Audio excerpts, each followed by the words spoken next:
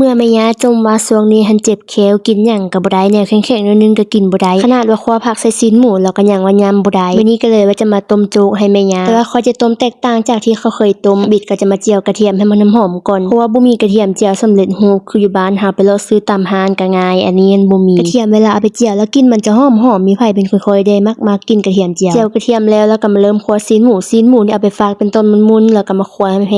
หอมมาเฮ็ดแบบนี้แล้วมันจะหอมหั่นมามีแต่ต้มกระดูกแล้วก็ต้มซีนเลยแต่ว่าทีนี้จะลงมาคั่วก่อนหลังจากนั้นก็ไปเริ่มข้างหม้อน้ำฟดแล้วก็เอากระเทียมมันลงไปใส่เห็ดหอมใส่หากหอมป้อมลงไปเพราะว่ามันจะได้หอมแม่ย่าค่อยหันเป็นคนมากินจืดๆค่อยก็จะบ่ใส่เครื่องปรุงหยังหลายใส่เกลือหน่อยนึงรสดีหน่อยนึงแล้วก็ใส่ซีอิ๊วให้หน่อยนึงปกติคนจีนเขาต้มโจ๊กเขาจะต้มแต่ข้าวสดๆเขาบ่ใส่เกลือบ่ใส่อันใดเลยนะตอนนั้นแม่ย่าว่ากินข้าวแบบนี้ให้มันหิวไวก็หิวไวแท้เนี่ยบ่ใส่แนวมีโปรตีนบ่ใส่ซีนบ่ใส่ไข่บ่ใส่ผักกินแต่ข้าวสดๆมันก็หิวไวแล้วค่อยก็ว่ากับลาวจะต้มข้าวสดๆกินแบบนี้มันบ่มีสารอาหารกินแล้วมันก็หิวไวขนาดว่าใส่หมดทุกอย่างกินแบบนี้ยังว่ากินบ่นึงยังว่าหิวข้าวเจ้าที่ค่อยเอามาต้มมันค่อยไปหุงสุกเรียบร้อยแล้วหากก็หุงสุกมาใหม่ๆแล้วเอาไปต้มเลยเอาข้าวสารไปต้มเลยก็ได้แต่ว่ามันจะโดนนิดนึงค่อยทาบ่ไหวเพราะว่าเขาเป็นคนใจร้อนแล้วก็เอาซีนหมูที่คั่วเมื่อกี้ให้ลงไปอันที่ค้างอยู่ถ้วยก็ล้างลงไปหมดบ่ให้เหลือจักน้อยเลยเสียดายแม่ย่าค่อยเป็นคนนึงที่มักกินผักขนาดค่อยก็เลยไปตื้มผักกะหล่ำปีลงไปซอยเป็นต้นมุนๆแล้วก็โถลงไปต้มมันเปื่อยๆทำอีกค่อยก็ว่าค่อยต้มน้อยเดียวแล้วได้ใส่ข้าวน้อยเดียวบ่ต้มไปต้มมาแล้วมันอืดจนว่าได้กลางหม้อจนว่าตื่นได้หลายเทหลายว่าตอนค่อยยังน้อยค่อยก็มักกินขนาดต้มโจ๊กแบบนี้กินได้ตลอดเลยช่วงใดที่เจ็บเป็นบ่สบายให้กินแต่ต้มโจ๊กแบบนี้ล่ะอันที่จริงแม่ย่าเราก็บ่ได้บอกให้ค่อยต้มดอกแต่ว่าค่อยหันตั้งใจต้มให้เราเองปกติเราก็มักกินโจ๊กแบบนี้อยู่แล้วต้มสุกแล้วกินมันหอ